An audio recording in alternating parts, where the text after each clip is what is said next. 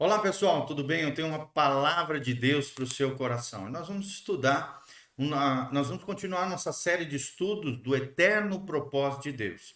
Hoje o tema é a obra de Jesus em nós. O que Jesus fez em toda a sua vida e obra e que relação isso tem conosco? Nós vamos falar um pouquinho sobre isso. Eu sou o pastor Giovanni, com a graça e a paz de Deus, com a capacitação do Senhor, nós estamos aqui para trazer uma palavra especial do coração de Deus para o seu coração. No estudo anterior que fizemos, falamos um pouquinho sobre Jesus como a porta, o caminho e o nosso alvo. E agora, nós veremos mais detalhadamente como é que Jesus cumpriu a vontade do Pai, realizando assim a sua obra na terra e também a sua obra em nós. Nós sabemos pela Bíblia Sagrada que apesar da queda, Deus não desistiu do seu propósito. E qual é o propósito de Deus para os seres humanos? O eterno propósito de Deus, o famoso EPD, é ter uma grande família, que Deus quer ter uma grande família de muitos filhos semelhantes a Jesus. Esse é o eterno propósito de Deus. E Deus não desistiu do seu propósito. Será que você tem vivido o propósito de Deus na sua vida? Deus se propôs, amados, a restabelecer todas as coisas e restaurar homens e mulheres para a glória dele. Por isso que ele preparou, desde o início de todas as coisas, desde o Gênesis, um único caminho para isso, ou seja, Jesus de Nazaré, vindo redimir os homens. Ele proveu uma completa e poderosa salvação para o homem, por meio de Jesus Cristo, seu Filho amado, nosso Senhor e o nosso Salvador. Olha o que diz 1 Coríntios 15, 22. O texto sagrado diz o seguinte: porque assim como em Adão todos morrem, assim também todos serão vivificados em Cristo Jesus. Então, o que Adão trouxe à humanidade? Ele trouxe o pecado, Adão trouxe o pecado a toda a humanidade, a toda a história humana, é o que diz Romanos 13, 12. Trouxe também Adão a morte, é o que diz Romanos 5, 12. E trouxe também maldição sobre as criaturas. Infelizmente, é o que nós vemos através do pecado, através dessa herança maldita. Todos os homens pecaram, se alijaram de Deus e por isso precisam de um Salvador. Mas o que Cristo trouxe para nós? O segundo Adão, aquele que venceu, aquele que triunfou sobre o pecado, sobre a morte e ressuscitou. Em Cristo, irmãos, em vez do pecado de Adão, Cristo nos traz o perdão. Está lá em Colossenses 2, de 13 a 14. Cristo também nos trouxe uma vida de qualidade, uma vida abundante. Cristo também nos trouxe filhos e filhas na fé que nós geramos em Deus, para a glória de Deus, e assim deixamos um legado, uma posteridade, assim como nós, de imitadores de Cristo, discípulos do Senhor Jesus. Então nós vamos falar um pouquinho sobre isso, pecado e perdão, a relação desses dois conceitos fundamentais dentro da teologia e dentro da história bíblica e história humana. Para entendermos, irmãos, melhor a profundidade e o poder que há na obra de Cristo, eu e você, nós precisamos entender melhor aquilo que representou a queda do homem e compreender também as consequências do pecado na vida dos seres humanos. Quando Adão, e Eva ali comeram do fruto da árvore do conhecimento do bem e do mal, o que aconteceu? Abriu-se então, o mal, quando eles caíram ali no mal, ele abriu a toda a sua descendência um acesso ao conhecimento dessa árvore do bem e do mal. Desde então, cada pessoa sobre a terra é criada em um ambiente familiar e cultural que determina os seus valores, seu conceito sobre certo, sobre errado, sobre aquilo que agrada a Deus e desagrada, e até mesmo o próprio sentido da palavra, do termo pecado. Com o passar do tempo, é claro, esses valores morais, infelizmente, se alteraram, principalmente na nossa sociedade relativista.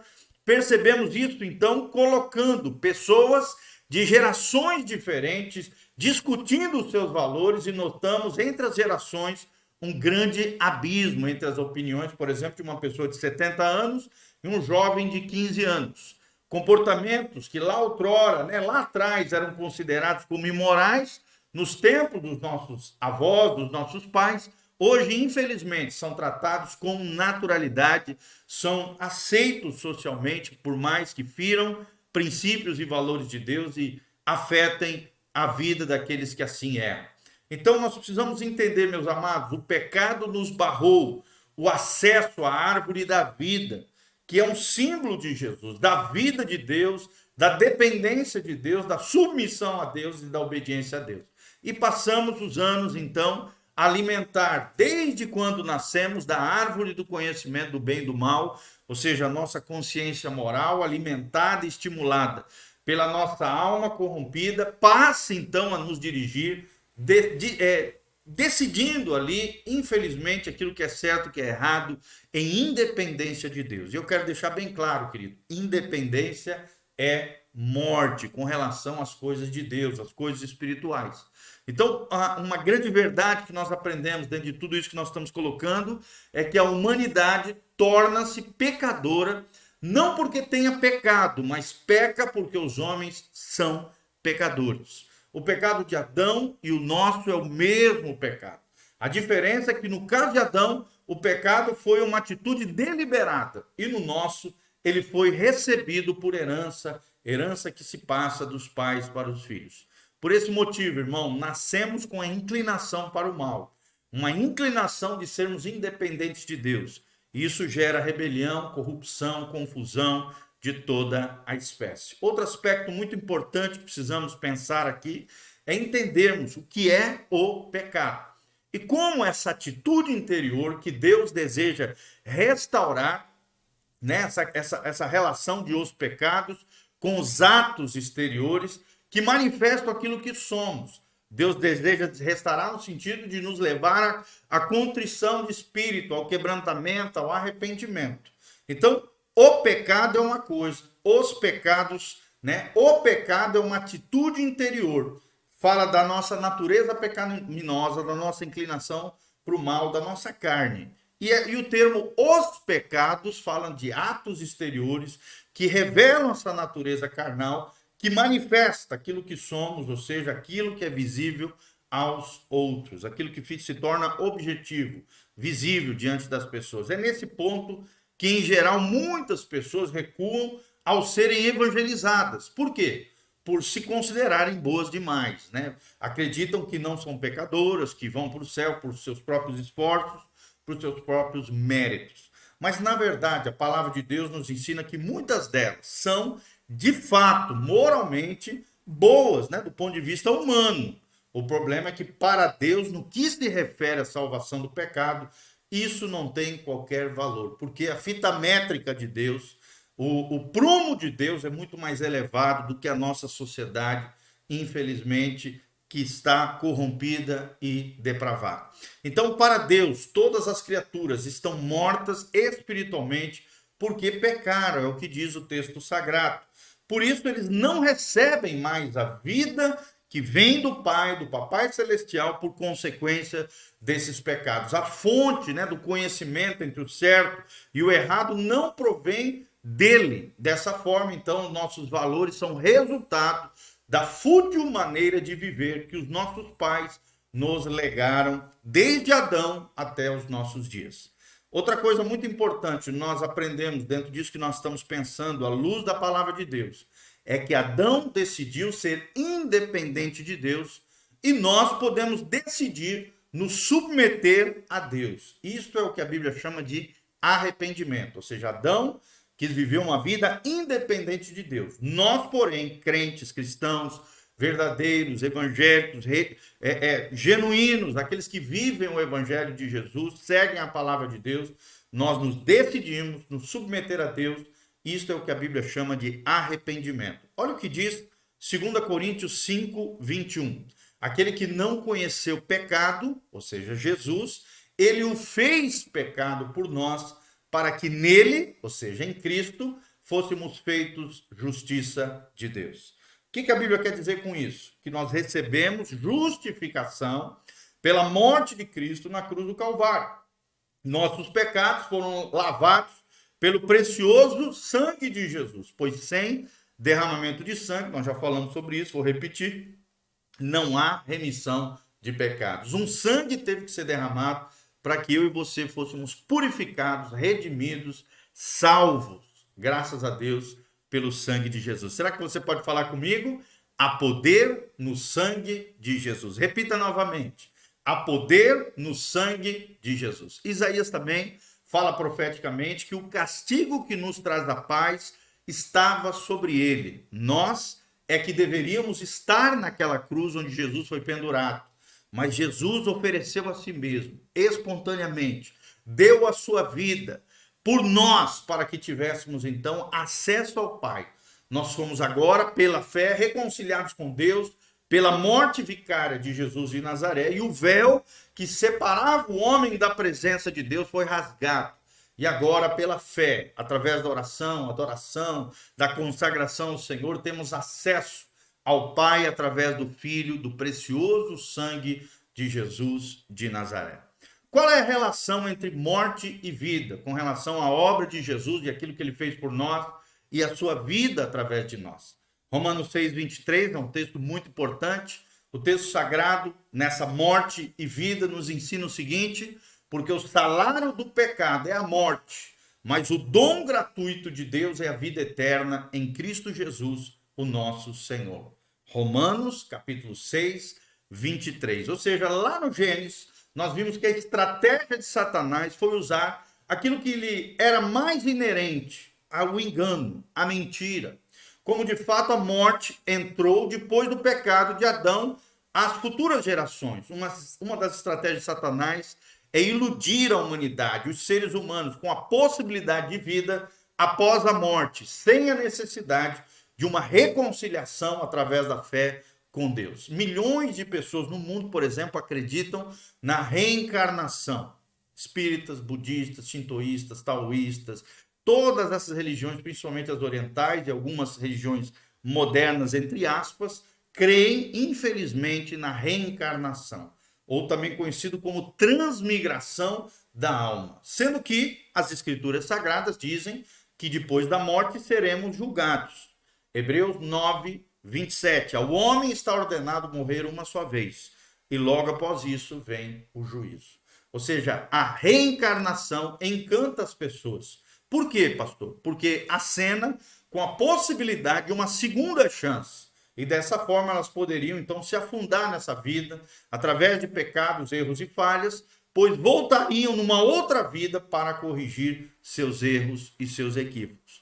Já a nossa proclamação, a proclamação do Evangelho, não pode omitir que Jesus é o varão aprovado e escolhido por Deus, que haverá de julgar todos os homens. Jesus Cristo é a única esperança de vida eterna. E as outras opções, entre aspas, são mentiras e sofismas engenhosamente criados pelo inimigo para desviar o coração das pessoas da verdadeira fé bíblica, da verdadeira fé centrada em Jesus de Nazaré.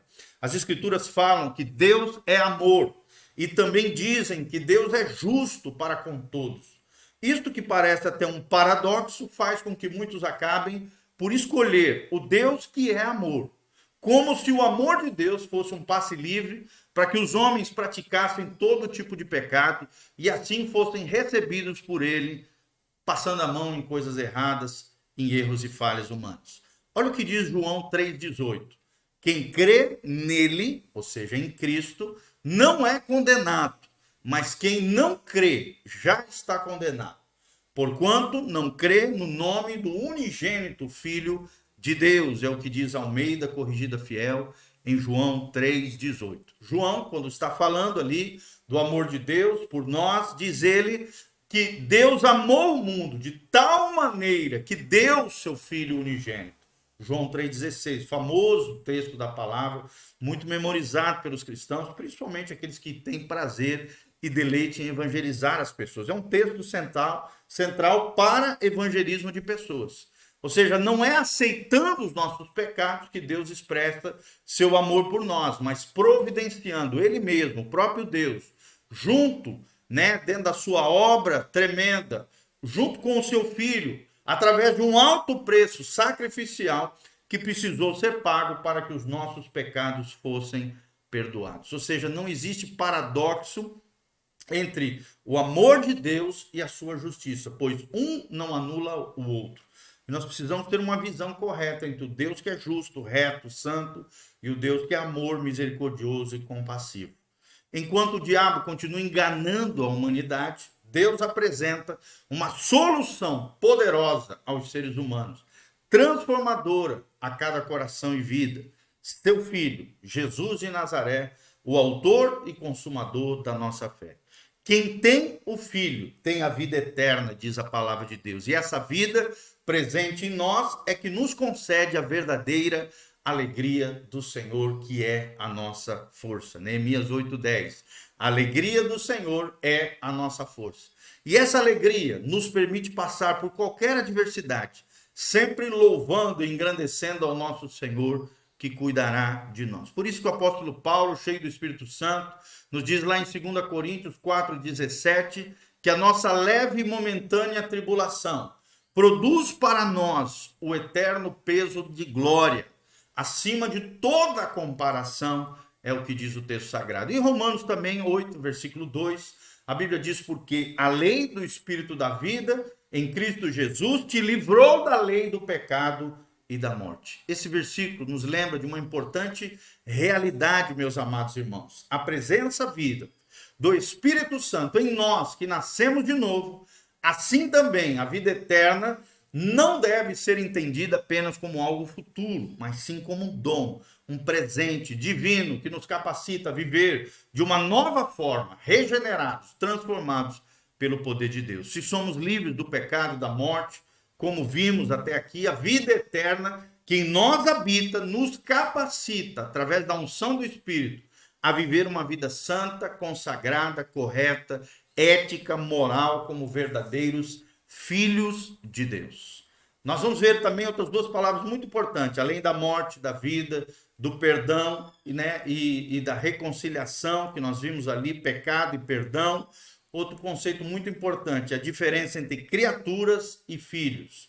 Criaturas e filhos, é bem diferente, presta atenção. Gálatas 3:26, o texto sagrado diz: pois todos vós sois filhos de Deus, mediante a fé em Cristo Jesus.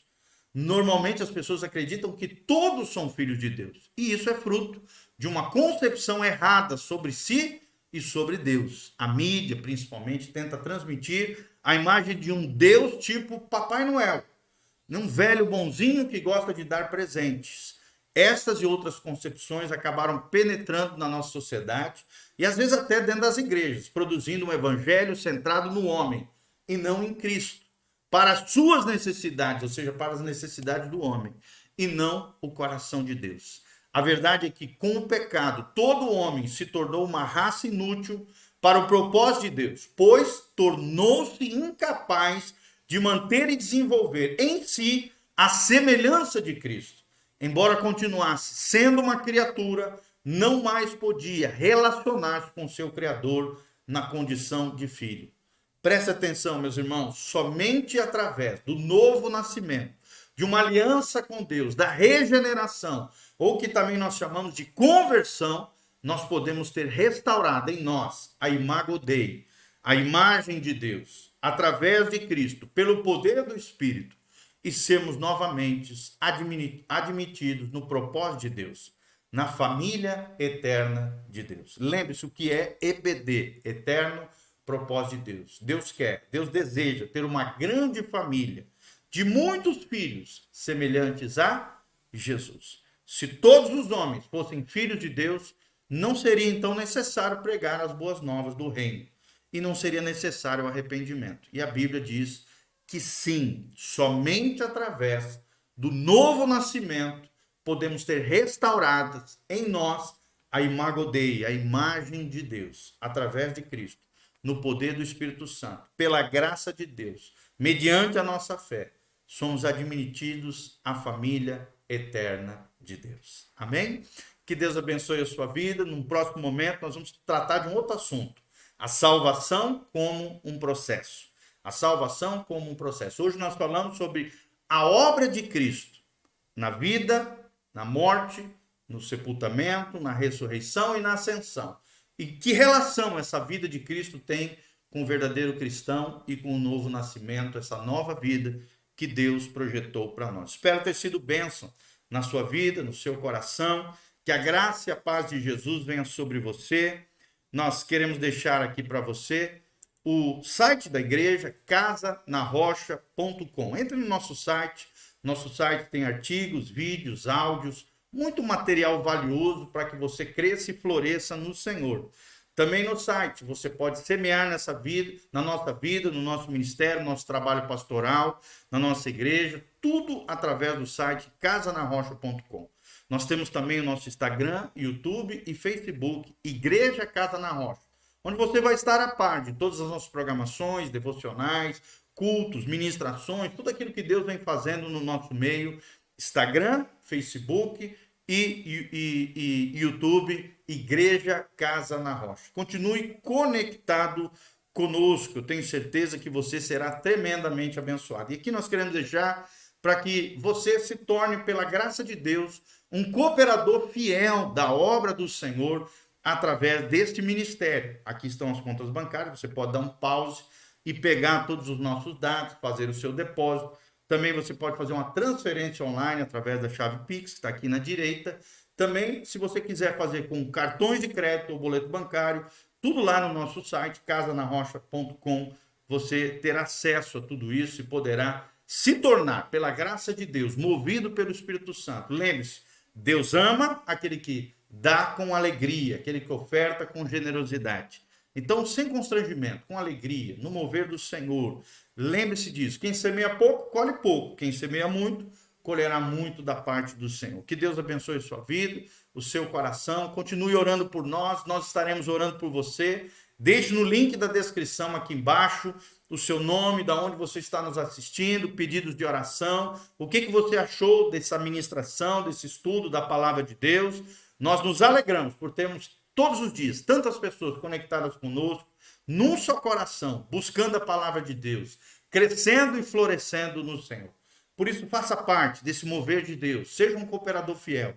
E eu tenho certeza que a sua vida será tremendamente abençoada. No site casanarrocha.com, nós temos 8 cursos de graça para você fazer. Então, entre lá no site, aprenda coisas valiosas do ponto de vista de Deus e que Deus te abençoe tremendamente. É o que nós desejamos do fundo do nosso coração. Quero terminar orando pela sua vida, em nome de Jesus. Pai, no nome de Jesus, nós queremos colocar diante do Senhor cada dizimista, cada ofertante, cada cooperador fiel nessa obra linda chamada pregação do Evangelho, Reino de Deus, obra do Senhor, obra missionária. Pai, que o Senhor continue abençoando os teus filhos, abrindo as janelas dos céus, derramando chuva de bênçãos. Pai, nós aprendemos na tua palavra que o dízimo protege as nossas finanças, que a oferta multiplica os nossos recursos e nos prospera. Pai, abençoa os teus filhos.